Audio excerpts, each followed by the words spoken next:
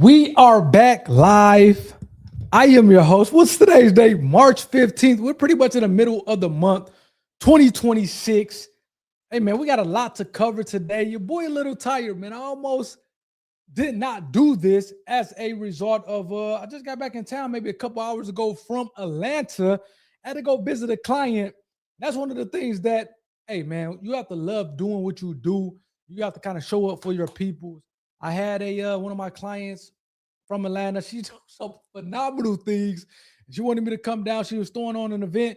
She wanted me to come down, and your boy showed up. So I left yesterday going to Atlanta. I just came back today, a couple hours ago, and yeah, man, it was a long day, long weekend, I should say, but it was a phenomenal weekend, man. You know, I'm from Michigan, so it's a little chilly out here. So just being able to go to Atlanta for a day or so and get some warm weather, surrounded by phenomenal people. People are doing big things, and yeah, it was a great time. So again, I am a little tired. I will say that, but we still are going to. We have a full show for you guys lined up, and we're going to get through each and every topic.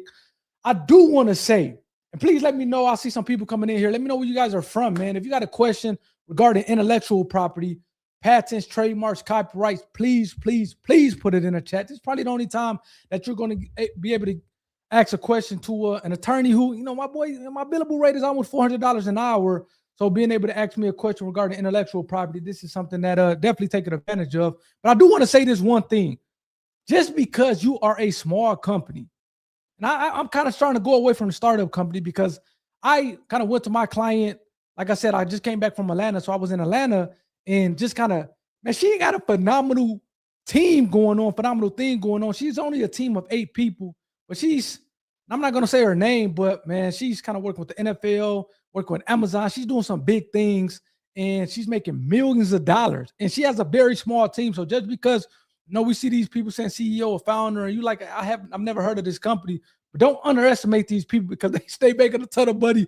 And that's one of the things that I was able to had to recalibrate with myself, because you think of somebody as being kind of maybe a startup or a small team, but when you go to kind of, you know, when you kind of get into behind the weeds of what it is that they're doing, you're like, oh shit, man, they doing some big things. So, man, shouts out to my client. Thanks for inviting me out, being able to meet the team. Again, I'm only talking to her, who's a CEO, and then I'm talking to her essentially right-hand person, but she got a president. She got a number of people who work for her. And again, even though it's a small, lean team, she's a big deal down in Atlanta, as well as kind of really down in the Southeast region. So, man, shouts out to her. And again, protect that intellectual property. This another thing that was proud for me going and kind of being down in Atlanta and kind of being with the team is everything starts with this intellectual property. They were talking about, or she was talking to me about how people, again, the big dogs, I'm talking about big companies were trying to steal her intellectual property. And then she's like, David, this is why I had to come to you to get this stuff protected, because these motherfuckers try to steal my shit. So again, that kind of, like I said, put things in perspective for me and what it is that I do, because a lot of times, especially working with big companies where these patents and this, you know, trademarks and all this stuff is just a number on on a spreadsheet. When you're working with these small companies who this is the lifeblood of their business, it really put things in perspective. So, yeah, man, it was a great weekend.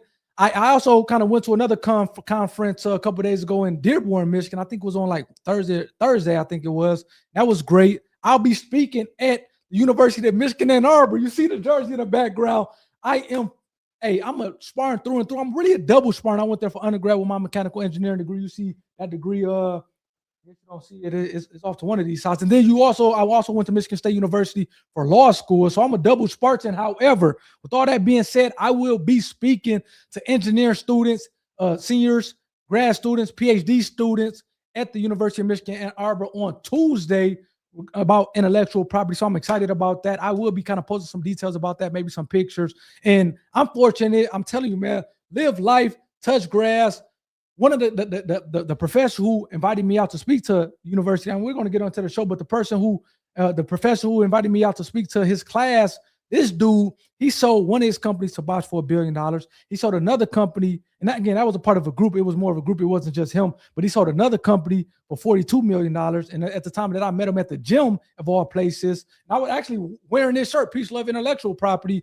He came over to me and we got to chopping it up. He was an electrical engineer, undergrad, older guy. He has to be in his 50s, but he was kind of running down his resume, and he was in the process of selling his third company. So this is a very accomplished guy. I have dinner with him, I I think at like 4:30 or something in Ann Arbor before I go talk to his class about intellectual property. So this IP stuff is important. I'm doing some phenomenal things. I'm gonna tell you, boy, hey, I'm stepping up into the big league. So I'm excited about that. But with all that being said, hey, some housekeeping items. Please hit that like button for the YouTube algorithm. Hit that subscribe button to be a part of the IP community. And I do got this one thing that's I do want to put up. You know, I be kind of strolling through X, not a ton, but this Tate, this post from Andrew Tate that I thought was very interesting. That with regard to intellectual property. Now, this is definitely not financial advice. This is definitely not financial advice or tax advice. But I see we have some chats, so I'm gonna definitely talk about those here in a little bit. But I do want to say, hey, go. I'm gonna read what I'm gonna read from Andrew Tate, but definitely go talk to your tax person, go talk to your corporate structure person. But I did want to share this post because I thought it's very interesting about intellectual property. So Andrew Tate says, hey, I make hundreds of millions of dollars and I pay zero taxes because all my companies have to pay for Andrew Tate IP. IP is intellectual property based in the Cayman Islands. My companies must pay to use my brand and I keep hundreds of millions tax free. And then again, you know, somebody I guess said, hey, Grok, is this free? Is this accurate?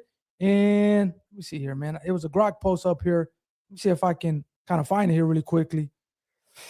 It was a Grok post that kind of was talking about whether or not that was that post was accurate, that I thought was interesting. I can't find a Grok post, but in other words, Andrew Tate said, hey, company X makes 50 million in profit a year, taxes 50%. Unfortunately, company X owes for the Andrew Tate IP, and the exact cost happens to be 49, you know, essentially just short of 50 million.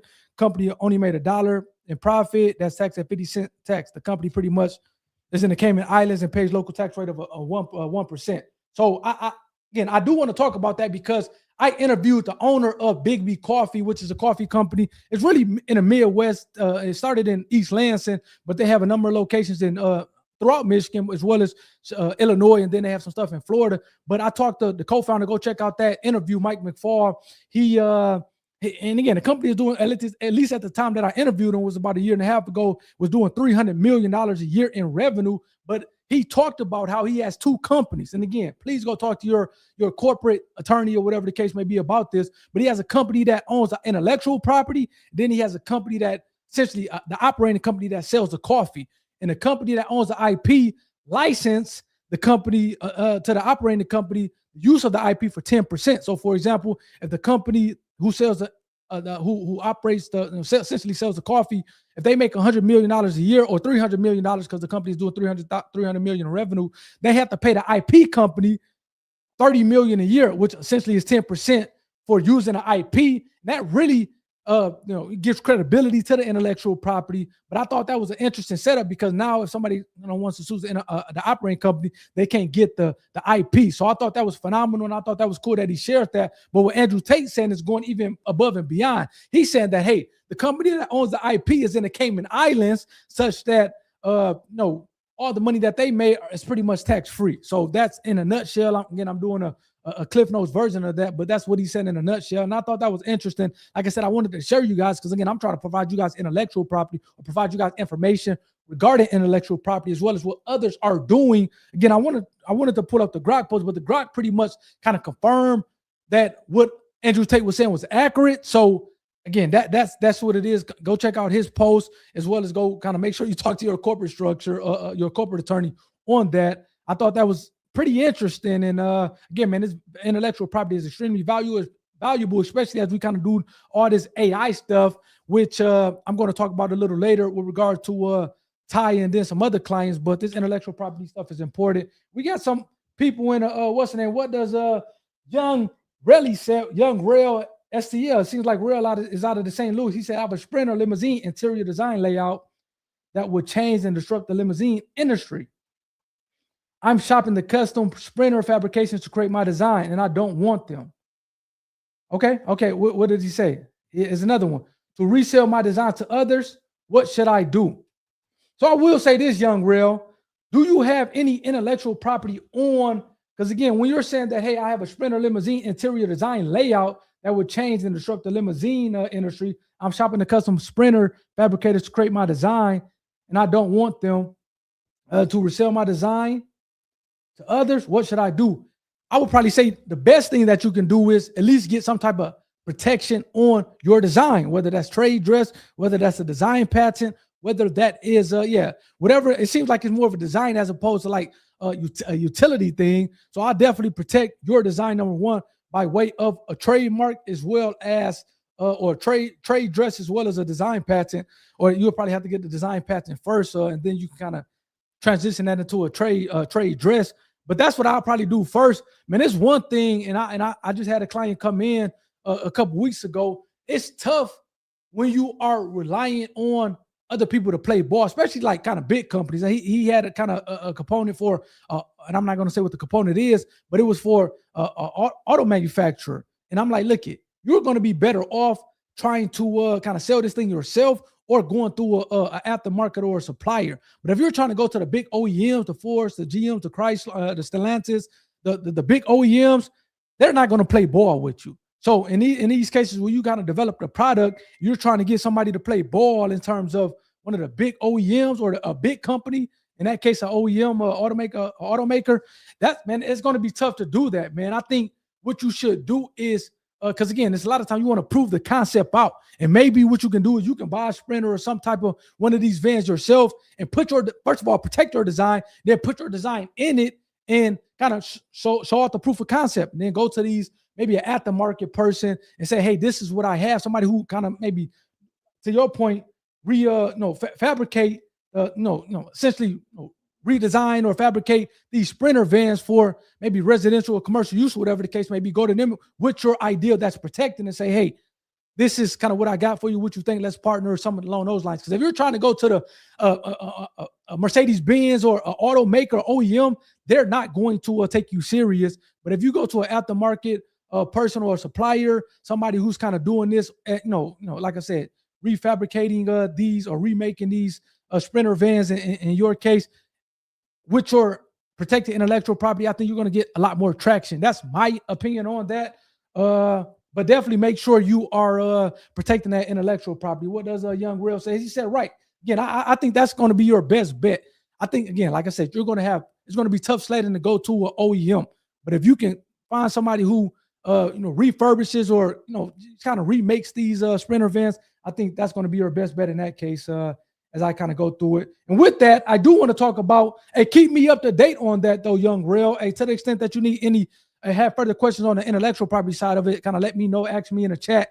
But definitely let me know on that because, again, I want to see you guys not only protect the intellectual property, because that's just a part of it, man. I don't want you guys to protect the IP for the sake of protecting the IP. I also want you guys to make money off of it, monetize it. And that's whether or not you're doing it yourselves or you're partnering or licensing the IP to others to be able to use it. What does Young Real says? Can I use a non-disclosure and non-compete? Absolutely. And I would, again, this is a good point. When you are going to these third-party suppliers or whatever the case may be, I would let them know, hey, I would have them sign an NDA or a non-compete before you even kind of discuss what you are doing with them, because that's the easy way when you're talking about discussing something with them, then they're running off it. Actually, like I said, I would just come back from Atlanta, and one of the reasons why my client came to me is because she said she was working with the Amazons and these big companies, and they were just stealing her stuff, stealing her software, trying to kind of re-engineer it. She like, man, I need to protect this before this ends bad for me. So she came to me, and we filed a number of patent applications for her to protect her intellectual property. So I'm not sure if she had at that point an NDA or whatever the case may be with like the Amazons and the big third parties, but definitely make sure you have some type of confidentiality agreement, non-compete, or probably not an NDA or a confidentiality agreement when you are approaching those third-party suppliers or companies for your product, because I think that's going to be the best thing. And then, I mean, I have a Patreon. Definitely feel free to kind of, go to the Patreon. I'm kind of hesitant to kind of, with my personal clients, I will kind of provide them a non-compete or NDA for them to use at their leisure. I don't necessarily just kind of hand them out willy-nilly, but definitely go check out, the Patreon and maybe shoot me a message on that. And that's maybe something I can send you an NDA agreement for you to use when you're going to these third parties. But man, I'm interested in kind of seeing what you're doing with the limousine company. So definitely kind of keep me in the loops on that and let me know. And you are welcome. I want to see you guys make money.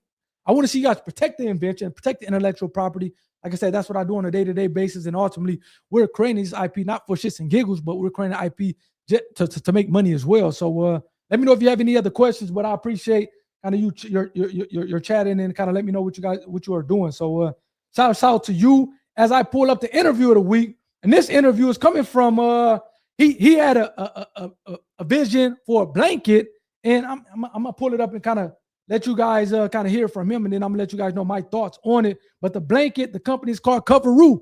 It's pretty much, I guess, it's a combination of kangaroo and a cover. So I will kind of pull it up. Aquito, which the interview just came out this past week, so definitely go check out the full interview. Man, he's doing some pretty good things, and he has some great information to share. So I want to play this video and go from there. If you have an idea, I would definitely say consult with an intellectual property attorney, first of all, right? Then you also want to get something called a provisional patent. And I'm sure you can talk more about a provisional patent, but it allows for the protection of an idea for up to a year at a low nominal cost, of course. Absolutely. And then you want to just get started. If you need me at all, another episode of if you need me at all, I got you. If you do, just let me know. So again, just talking about what Aquito was talking about, he again, which I kind of been talking about at nauseum at the beginning, is making sure you're reaching out to this intellectual property attorneys, and that's kind of really for anything, whether it's IP, whether it's, again, I know we have kind of this AI and kind of Chat GPT and Gemini and Grok, and those are good kind of foundational pieces, but again, there's nothing like kind of somebody who's really in a day-to-day grind of it all and kind of getting their expertise from there. I've been doing this for 11 years, so definitely you want to talk to somebody who's kind of seeing what's kind of really happening in real time and kind of get their opinion and get their feedback. So again, Aquito came out with a blanket. He talked about how again, he filed a provisional patent. A lot of people will look at your product, and I think he talked about during the interview that he had attorneys, not only regular everyday people, but attorneys, patent attorneys, telling them like, this will never work, you'll never get this protected. And he kind of filed for essentially a provisional patent application, and I think he got to actually issue patent on his blanket. So now he's kind of going through the process, man, manufacturing.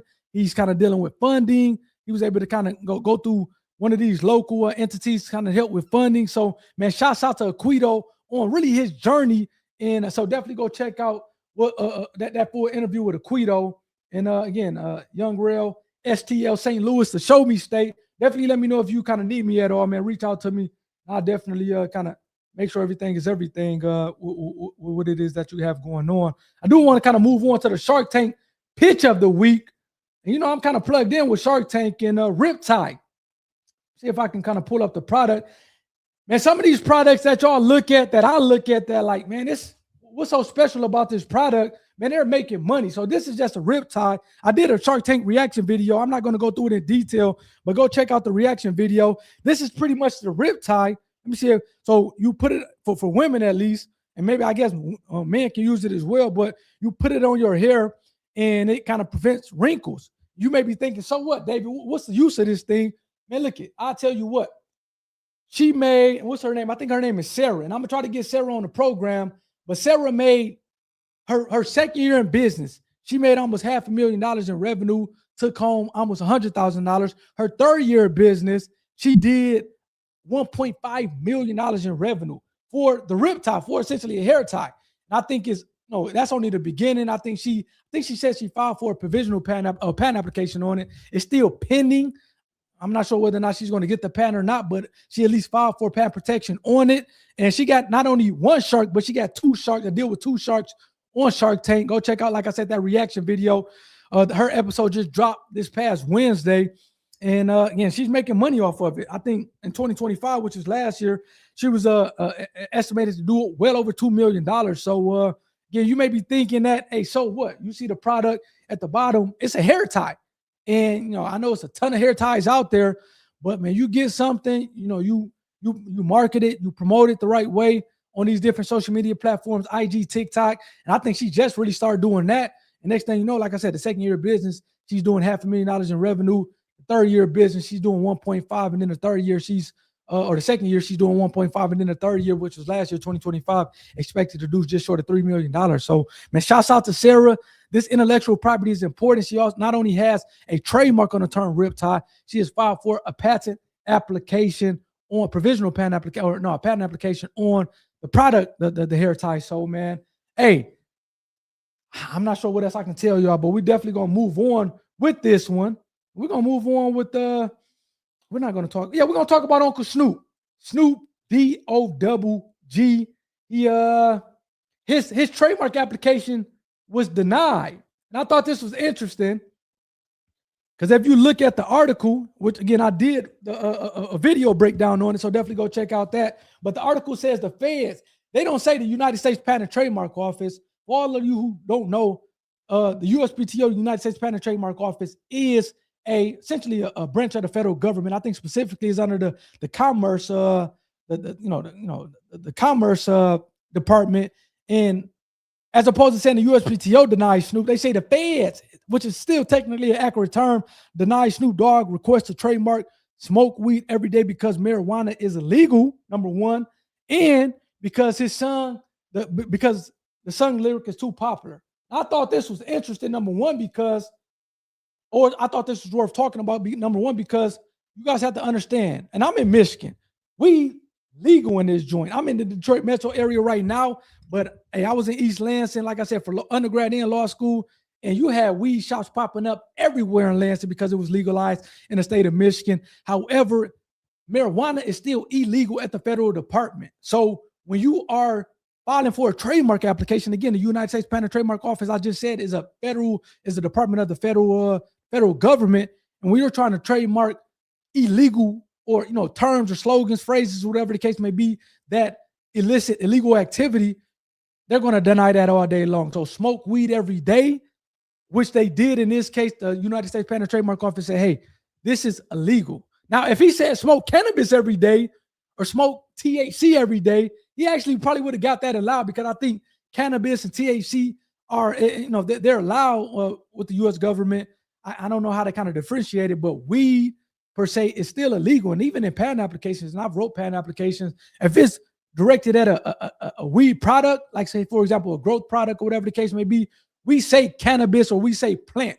We don't say weed in the application because it's going to get flagged and denied. You're going to have issues with your patent application if you say weed explicitly. So to avoid that, we say cannabis or we say plants. You got to be a little bit creative when you're doing this stuff.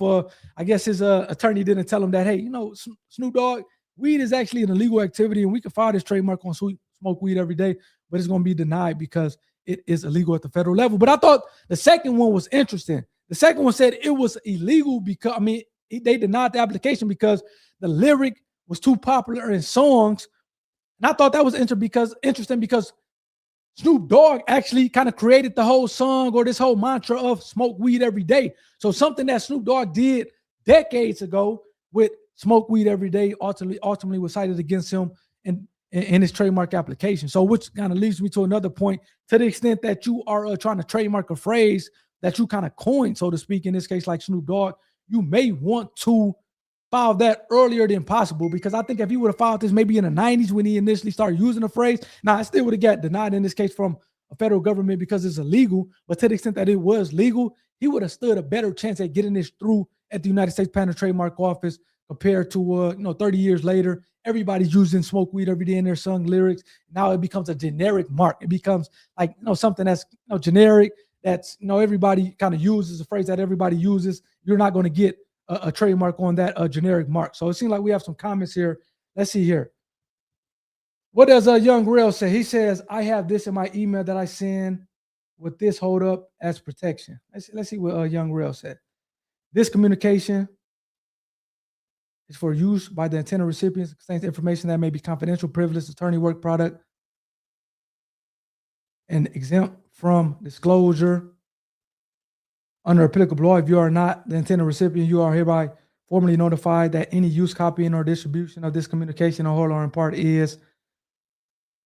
And it seems like you're missing something, Young Rail. It seems like you're missing something.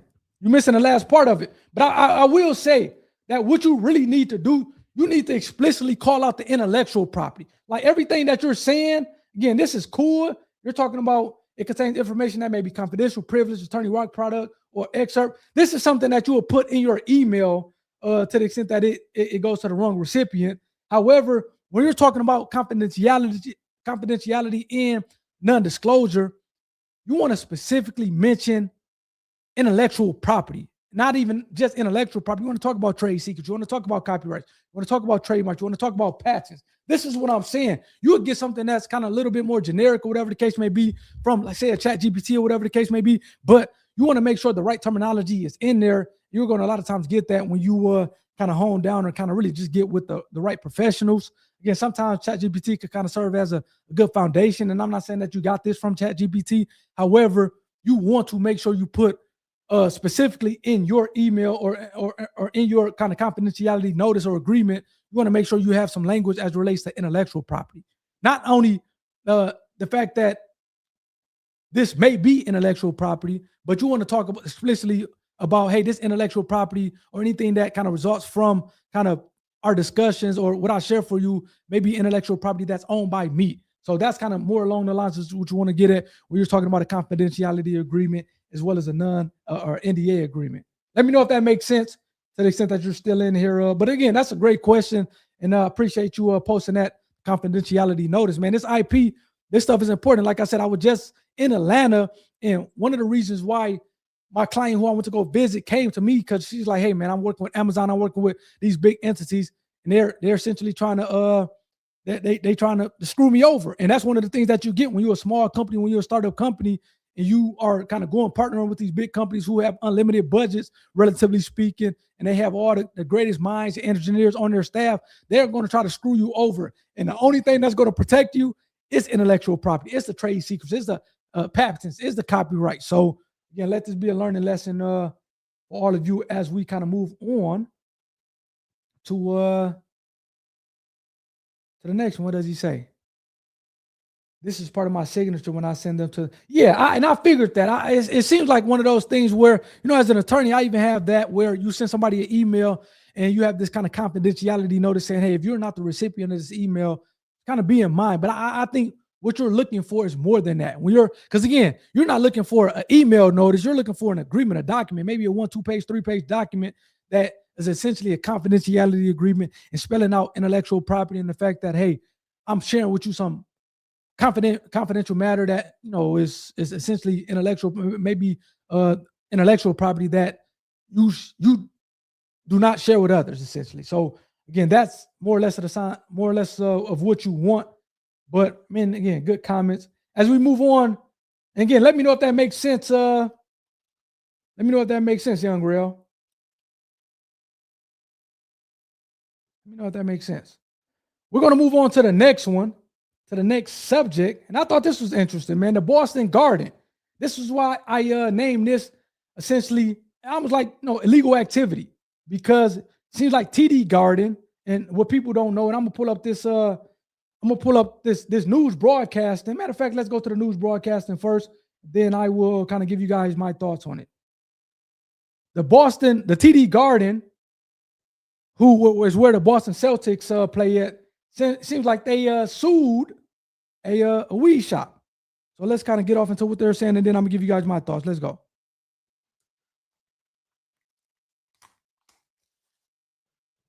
This shit happened. Come on, man. Let's see here. Oh, let me see. But says that it went through the proper channel. It is the Battle of the Gardens. Delaware North, which owns TD Garden, is suing a local dispensary for its use of the name Boston Garden. Now, the dispensary, it has 3 locations outside of Boston, but says that it went through the proper channels to ensure there was no trademark infringement. Our NBC 10's Jericho Tran joining us live from Cambridge with more. Jericho.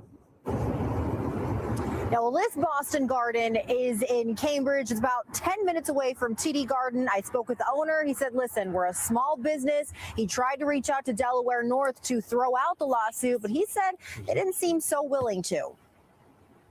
We tried to meet with them. This is the owner. Also refused to meet. This is the owner of the dispensary. So again, to the extent that you guys missed it, TD Garden, where the Boston Celtics and the Boston Bruins play, they actually have a trademark on the Boston Garden. look, I'm born in the 90s, so I never realized that the TD Garden used to be called the Boston Garden. But in any event, the owners, I think Delaware North, or whatever the case may be, they own a trademark not only for the TD Garden but for the Boston Garden. And this gentleman right here, he has a weed shop that's a dispensary that's essentially 10 minutes away from TD Garden that he calls the Boston Garden, which is the dispensary, and he's essentially being sued by the owners of the TD Garden. Let's go. Person, we've been trying multiple times to find a way to make this all work. So the lawsuit was a surprise. Owner of the Boston Garden dispensary, Jonathan Tucker, says he's tried to reason with the owners of TD Garden, Delaware North, after they filed a lawsuit against his dispensary for trademark infringement. I have never heard of anybody confused. Hey, do you guys see the bike with the doobie on it? That's crazy. You could tell this is a dispensary. They got a bike with a doobie on it. Them. It's almost laughable to me, to be honest. In the lawsuit, Delaware North claims the dispensary's use of the name Boston Garden has caused irreparable harm, threatens to harm TD Garden's reputation, and is deceptive and confusing to the public. But Tucker says he went through the proper legal channels to ensure the name Boston Garden was legally available for use. We weren't just like hunting and pecking on Google. We had a blue chip law firm, and at no point in time did Delaware North ever reach out and say that they objected to this. The arena officially dropped the Boston Garden name back in 1995 before it was demolished in 1998. And it hasn't been called the Boston Garden for now over 30 years. I'm hard pressed to find anybody under the age of 35 who calls it or even knew it was I feel like he was speaking with to me on locations that. in Athol, Cambridge, and Somerville. Tucker says this lawsuit has the potential to shut down his businesses. We're just a small local company trying to serve our communities. So it's a little scary. They're an out-of-town, very powerful family. They've got a lot of money, and we did everything by the books. And Delaware North says that they have made a good faith effort over a period of years to resolve this amicably. Tucker says that in order to change the name, it would cost them almost $500,000. In Cambridge, Jericho Tran, NBC 10 Boston. Man, shouts out to them. Now I do want to kind of bring it back on myself, and I'm gonna tell you guys what's going on. Number one, this is why it's so important to get a trademark, a search done, make sure everything is good beforehand, because in this case, he talked about it costing them $500,000 if they tried to rebrand, which kind of makes sense, right? You got all these products, marketing materials, advertising materials, to try to change that name just on a drop of a dime like that, that's going to cost you a lot. But I do want to say that the number one, the importance of understanding that just because something hasn't been made or hasn't been used in a while, that doesn't mean that it's no longer a trademark. Think of Twitter. We all know Twitter is X now. However, Elon Musk, they still have a trademark on the term Twitter, because again, they may come out with some type of nostalgia products or whatever the case may be later down the line. So they're going to keep that trademark active. In this case, TD Garden, even though it's called TD Garden now and not Boston Garden still has a trademark on the term Boston Garden for providing venues for sports and entertainment. And then I also do want to say that your boy was kind of being a little bit disingenuous. He talked about them hiring a blue chip law firm and how that blue chip law firm kind of was doing things by the book. So it wasn't like they were trying to kind of scam or get over. It's true, but it's not true. This gentleman, they have a trademark on Boston Garden. When you file for a trademark application, you got to let the USPTO know what class you're using and how you're using it. Are you selling clothes? Are you selling water bottles? Are you providing entertainment? How are you using a mark? And he filed 2 trademark applications. The first one was for vapes, smoking products, which he got the trademark on, which makes sense, right? The TD Garden, they're doing entertainment, they're doing sports. They're not doing smoking products. So even though it's a Boston Garden for smoking products, that's not a likelihood of confusion for kind of sports and entertainment. However, he filed another trademark for the Boston Garden, and that was for kind of retail stores. And that's the one that not only did not go through, the USPTO rejected his application in light of the Boston Garden trademark, but that's the one that did not go through, and most likely the one that Delaware North company, who owns, again, the TD Garden as well as the Boston Garden trademarks, they sued him for. It's because, like, hey, you're using this Boston Garden. It's one thing if you're selling vapes and smoking products under the brand name of the Boston Garden. But again, you see his building to the left here is called the Boston Garden. Once you start putting the Boston Garden on storefronts, we have that protected by way of our trademark. And that's why I said he's being a disingenuous, because yeah, he maybe have hired a firm, but that firm, they got the trademark for smoking products, for vapes, whatever the case may be, which was legit. But when you're starting to put that stuff on storefronts and file for a trademark on storefronts, that's what the USPTO, why did the USPTO deny his application on the Boston Garden for storefronts? And that's why essentially he got sued. So let me know your thoughts on that, man. Do you guys agree with it? Do you guys not agree with it? Let's see what Young Rail says. He says, okay. Yep.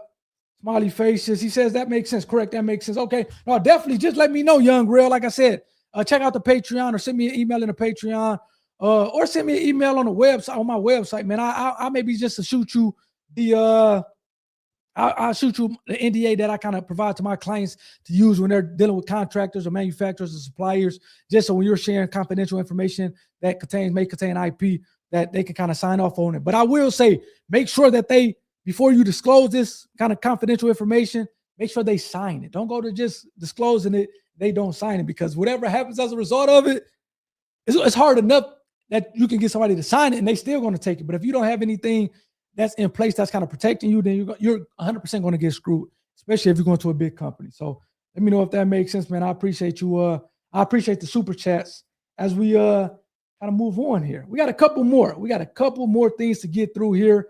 This one is dealing with your boy Donald J. Trump. I thought this was interesting because he filed a trademark on Trump 250. I'll tell you what, man. If there's one thing Trump is about, which I would probably agree with, Trump is about getting money. Now, you may not like the politics, you may not like him personally for whatever reason, but it's not one thing that, if it's one thing that we can agree on as it relates to Donald Trump, he's really about getting money and monetizing off his brand. Now, to this case, it's not like Trump is new to the whole trademarking thing.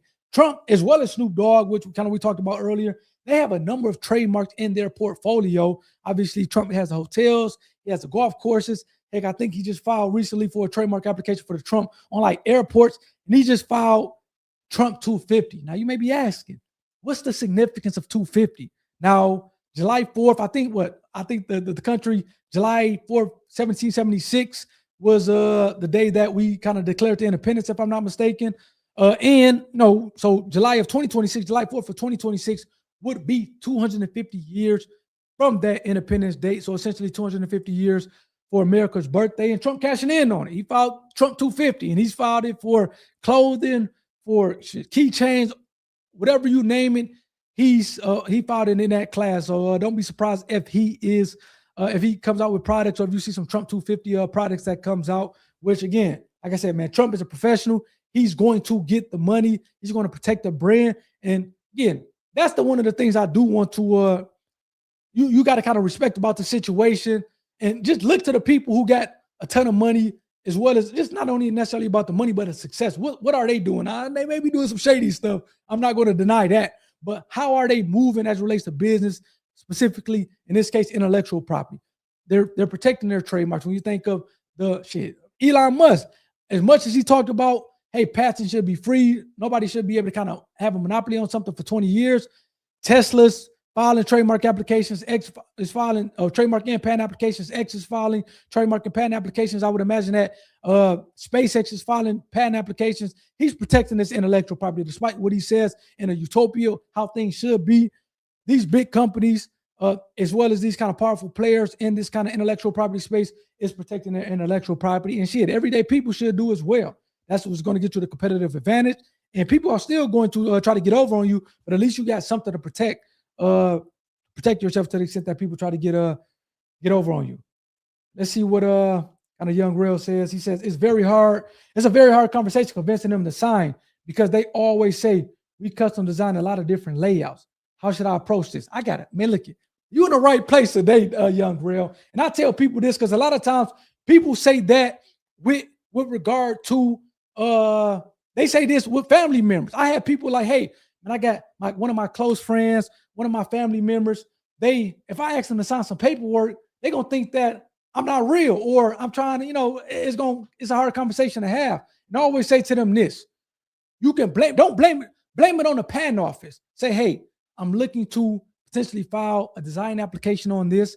However, based on the United States patent and trademark laws, if I have a public disclosure, then I can no longer file an application. However, this confidentiality agreement, this NDA agreement, make it so it's not a public disclosure. If I tell you this without this agreement in place, then I'm going to be prevented from getting a patent on it later down the line. However, if you sign this agreement, then that doesn't prevent me from getting a patent. I can still get a patent later. So blame it on the United States Patent and Trademark Office. Take it off of you, take it off of him. Say it's just kind of more or less business. If I kind of tell you this information, the USPTO, the government is going to consider it a public disclosure, and I'm not going to be able to get a patent off of it. However, if we sign this agreement, this pretty much make everything that I say to you confidential. Therefore, it's not considered a public disclosure, and I can still get a patent on that.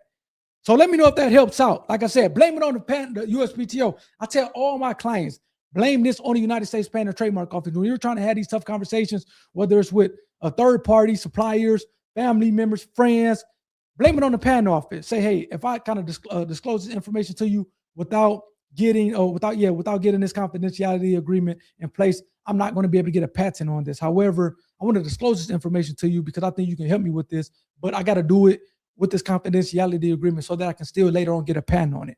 Hopefully that helps you. Let me know if it does, but I would say blame it on the USPTO. Do not, that's the best way I can put that. And I tell all my clients, blame it on the United States Patent and Trademark Office.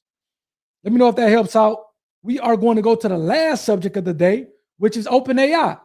OpenAI, and again, this is another one of those things where you got a small company, I think Cameo, which apparently is like something where, like, I guess celebrities can, I guess, make a cameo, a video, whatever the case may be, and they can kind of sell it or provide it to everyday people at a cost. Seems like OpenAI, obviously we know ChatGPT, Sam Altman, they were trying to incorporate something similar, and they were trying to do it under the same name as Cameo, which is a trademark term, and essentially Cameo sued OpenAI. So we're going to take a look at that that lawsuit and kind of go from there. Let's see what, as we kind of pull up this lawsuit here really quickly. And it's a long lawsuit, but I'm not going to go through all of it. What does Young Real say? Bars, thank you for that golden nugget. You are welcome. Hopefully that helped out. You have to let me know, man. Come back and let me know whether or not that worked. Let me know whether or not that worked. And I guarantee you it's definitely going to work. And it's going to take the onus off of kind of you seeming to be like the bad guy. You're going to be like, okay, they're going to be like, that makes sense. I don't want to prevent you from getting a patent on your stuff. So yeah, I sign it.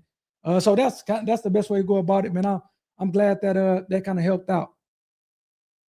I tell people that all the time. For whatever reason, people do not want to, like I said, whether they're suppliers, family members, friends, close friends, they do not want to tell them to sign a confidentiality agreement. And always tell them, blame it on the USPTO. Say, hey, if I disclose this to you, I'm not going to be able to get a patent. But if we sign this agreement, it's not going to be considered a public, which it is true. If you kind of start telling people, it's considered a public disclosure. But if you tell people under a confidential agreement, it's no longer considered a public disclosure. So I'm glad that was able to help you out. We're going to go through this here really quickly, and then let me get you guys up out of here. So Baron App apparently is an app company doing business as Cameo. They got a trademark on the term Cameo.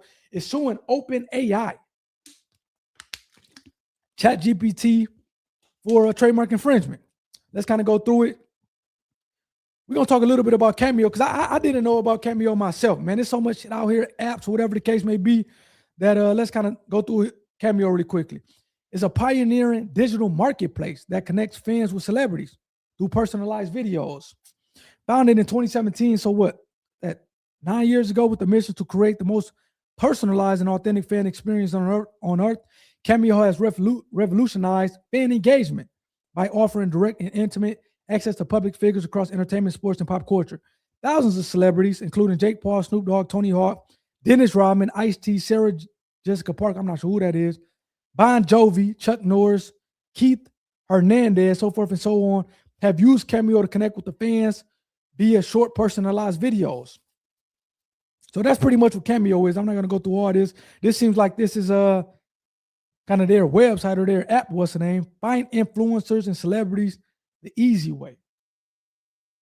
In 2022, Cameo launched Cameo Kids, allowing customers to give personalized AI-generated videos from beloved animated children characters. The franchises like, man, this is crazy. There's so much money to make using this AI stuff. They got the Cameo kid. Now, I'm not sure if I had my kids on Cameo getting these videos, AI-generated videos, but clearly there's a market for it. Just kind of see what they charging. They charging $25 for Peppa Pig. I'm not sure who Steve Maggie is, but apparently a video from him is $75. Elmo from Sesame Street, he's charging $25. I'm not sure who this guy is, but it's $44. And then Cookie Monster is $25. They making money. This AI stuff is crazy. Over the last few years, Cameo has introduced generative AI in the various aspects of its core business, from using AI to create review summaries and talent descriptions to deploying a chatbot with a generative AI search function for its site and help center to assist consumers in creating an ideal personalized video. Like I said, I'm not going to go through this in detail. I'm kind of skipping parts, some important parts, just so we can really get an understanding of what Cameo is before we get to the meat and potatoes of this. You got Jake Paul on Cameo. You got Mark Cuban shit. You get a billionaire on Cameo shit. That's the worth the wait and gold right there. What does it say? When naming this new service, OpenAI had a multitude of options to choose from. It could have chosen a descriptive name like virtual likeness or avatar, but in blatant disregard for the obvious of confusion it would create, OpenAI insisted selected Cameo, the very name that plaintiff has cultivated into a global brand for personalized videos through the years of dedicated stewardship and substantial investment. So what are they saying? They're saying, look, Cameo is saying, look, OpenAI could have said avatar. They could have named their platform anything that Sora is using, but they named it Cameo, which is what we got a trademark on. So this is why I say, as these kind of bigger companies, like I said, the Googles, and I don't want to kind of pick on anybody specifically, but I'm just naming you big companies, Google, X, Microsoft, whatever the case may be, as they kind of get off into these things, especially with regard to AI, they're going to see kind of what's really out there. They got the motion, and they're a lot of times going to copy off that. If you don't got no trademark or your IP protected, you are going to be screwed. You Cameo, they had their trademarks protected. They still had to sue OpenAI. Just think if you don't have your stuff protected, it's over for you. So let's kind of get back to it, kind of continue to go through the lawsuit. Over the past few weeks, celebrities including Jake Paul and Mark Cuban have joined OpenAI's Sora platform and opened their Cameos, allowing users to generate and share short, personalized Cameo videos featuring the celebrities. Also among this group is Riptie Burwick is, longtime celebrity user of plaintiff's Cameo service. So it seems like people are coming from plaintiff's Cameo and going over to OpenAI.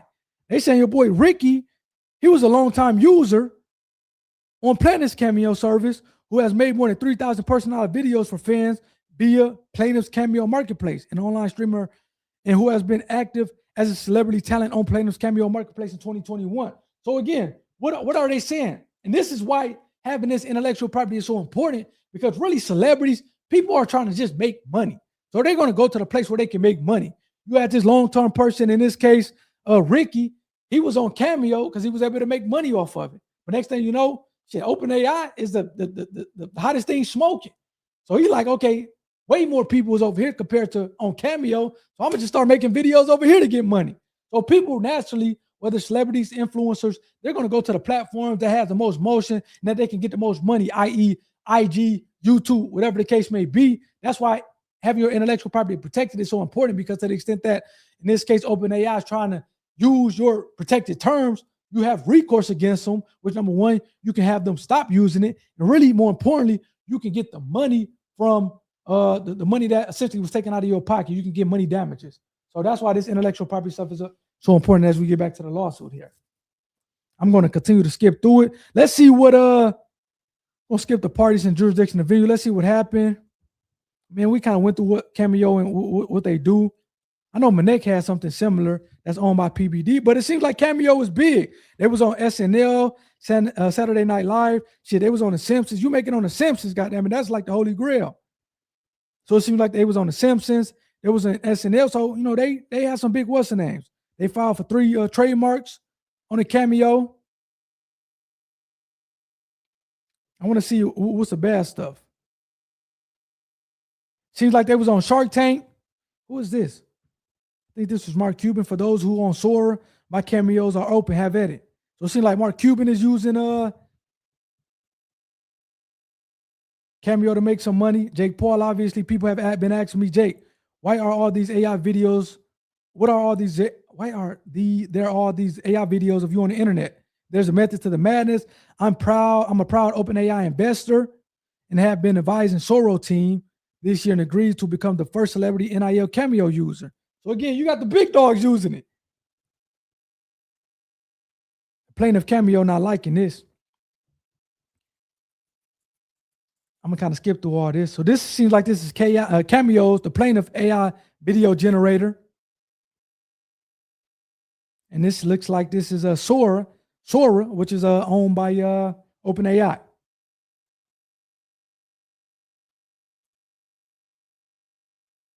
We're not gonna go through the what's name, but I do want to talk about what happened. So let me kind of go up here a little bit. I'm not gonna read all this, man. This is a pretty long lawsuit, to be honest with you. But I do want to hit the important parts. A celebrity who makes a cameo on Sora can give others. I don't really care about that. I'm trying to get to the juicy stuff, man. They're talking about the celebrities. I want to see what happened once they notified OpenAI. So OpenAI's new Cameo service has also spawned an ecosystem of third-party websites focused on the service with names that also use plaintiff's Cameo trademark, including CameoAI.org, SoraCameos.app, and CameoSora.com. The existence of these OpenAI adjacent websites further erodes Cameo ability to use Cameo, the Cameo mark, to identify its products and services. That's crazy. Indeed, one of the third-party service, Sora's Cameo.app, lists celebrity cameos available via Sora in an interface that closely mimics the interface of plaintiff's website. On information and belief, OpenAI intentionally selected Cameo for the name of its new service to traffic on the goodwill plaintiff has generated over the last 8 years, but as well known and famous as plaintiff's Cameo mark is, I don't want to say it's Cameo is famous, but I will say is shit. It's been around for 9 years. Cameo has only a fraction of the resources and reach of OpenAI, which reportedly has a valuation of $500 billion. OpenAI has a value of $500 billion. That's crazy. Due to the obvious imbalance, OpenAI's use of Cameo also threatens to overwhelm plaintiffs in the marketplace and dilute the distinctiveness of its trademarks, along with the reputation and goodwill that plaintiff has spent years carefully cultivating. Additionally, given OpenAI's close association with the low quality and mass-produced AI slop, you're talking about shots, man. That's a shot right there. They saying this AI slop, disregard for the intellectual property rights of others, and cutthroat business tactics, OpenAI's use of Cameo is highly likely to dilute and tarnish plaintiff's Cameo mark. In September of 2025, OpenAI reported that there were 700 million, which, man, that's crazy. 700 weekly users of ChatGPT. I guess I'm one of them. Although the new updated version of Sora is currently available by invitation only, it is widely expected to grow rapidly once AI opens the app to the general public, thus exacerbating the ongoing harm to Cameo and its valuable trademark brand. Hey, man, I'm telling y'all, this is the importance of having your intellectual property more now than ever, because as these big companies, these AI companies start to kind of infiltrate other sectors of business, they're going to see who's out there that's doing what we want to do and how can we crush them. Sometimes they do fair. They go about that in a fair way. I'm all for, hey, if you fair competition. But when you're kind of infringing on people's intellectual property, whether it's patents, trademarks, copyrights, that's kind of where I have a problem with, obviously, as an IP attorney, but also as a business owner. So again, make sure you guys are protecting that intellectual property, because this really is kind of really your only chance to kind of really stand up, especially to the big dogs. It's going to be tough enough to stand up to the big dogs when you have intellectual property, if I'm being honest with you, just because they got the deep pockets. You can win, and to the extent that you have intellectual property, that's going to be your best chance of winning when you are kind of going up against these big dogs, which are business. Again, I want you guys to start these businesses, because these businesses are making a ton of money. I interview people every week on this channel that sell business for 40 million, have sold their business for 10 million. It's making $1 million a year in their business. So this stuff is important, but the foundational piece of it is the intellectual property, because once these businesses, especially these big businesses, kind of look to infiltrate your space, they're going to see who's popular in that space. And a lot of times, unfortunately, they're not going to care about your IP. They're going to kind of use your IP to try to build up what they have going on. And and you having IP is really your only recourse. So hopefully that helped you guys, man. Let me know what you guys think. Please hit that subscribe button to be a part of the IP community. Hit that like button for the YouTube algorithm. Again, it seems like, man, Young Real, he has some good questions. So I definitely appreciate his what's the name. What does he say? Okay, he has some other stuff for us. What did he say? That's the white girl actress. Okay. No, I appreciate that. Like I said, especially actresses. I probably know some entertainers. I know some athletes. But outside of Denzel and Will Smith and some of the more well-known, I guess, African-American actors, I know some of the white actors, such as what's my man? Matt Damon, Ben Affleck. I know those, but Sarah Lee didn't ring a bell. So I appreciate you kind of clarifying that. Then what are your thoughts about using OpenAI or ChatGPT to help you create an idea from an intellectual property perspective? Can they take and resell your idea or show it to the public? Look, I think that's a good idea to leverage AI or these kind of different AI platforms for your product. Again, I was down in Atlanta, not to kind of badger that point, but she actually developed her own operating system so that she's not on like OpenAI, whatever the case may be. So when she's going to her clients, again, she had a lot of clients from municipalities to organizations, big organizations, companies. She's operating on her own operating system, but I don't think that you have to kind of do that to be successful. I do think, to your point, Young Real, that you can create an ideal, kind of use these kind of different platforms, Gemini, OpenAI, Claude, whatever the case may be, from your ideal. And a lot of times you can still protect your intellectual property. Like we have somebody who, I don't know if it's her or another client I have, where we're like, hey, the big thing is going to be the data is going to be kind of what you're doing, how you're going about it, whether it's protected by way of a trade secret or a patent, and you can still use these kind of platforms and help you out, these AI platforms to help you out, as long as you're protecting the intellectual property. Like I said, whether it's a trademark or or a trademark, a trade secret, patent, just make sure you're protecting the intellectual property to the extent that something can be protected. Yeah, still leverage these big platforms to kind of get the product out there and kind of facilitate what it is that they're doing. I think it would be silly not to do that. But to the extent that you have something that can be protected, like I said, whether by way of a trademark, trade secret, patent, whatever the case may be, make sure you get what you can get protected. You don't always have to kind of build your own operating system, your own OS. I don't think that's always necessary. Now, no, you may want to do that to kind of further protect yourself, but I don't think that's always necessary, and that can be definitely expensive and time-consuming, as opposed to kind of leveraging these other platforms that are already out there. But just make sure, to the extent that you have something that can be protected, make sure you're protecting that. So, yeah, man, I think this was good, man. We're coming up on an hour here. Like I said, I am tired, man. I was in Atlanta. I probably slept like 5 hours on Friday and then another like 5 hours on Saturday. Just kind of some couple of conferences. Like I said, I'm speaking to engineering students at the University of Michigan this Tuesday, so I will kind of maybe post some videos on that. I'm looking to be back live next Sunday, so definitely check out that. Young Real, let me know what the one guy says, man, because the suppliers or whoever you're talking to about that confidentiality agreement, I'm interested in seeing what they say. So definitely let me know what they say. And to the extent that you have any additional questions, man, definitely go shoot me an email on kind of the website, or like I said, go check out the Patreon. But hopefully you was able to kind of what I was saying made sense to you and it was helpful to you.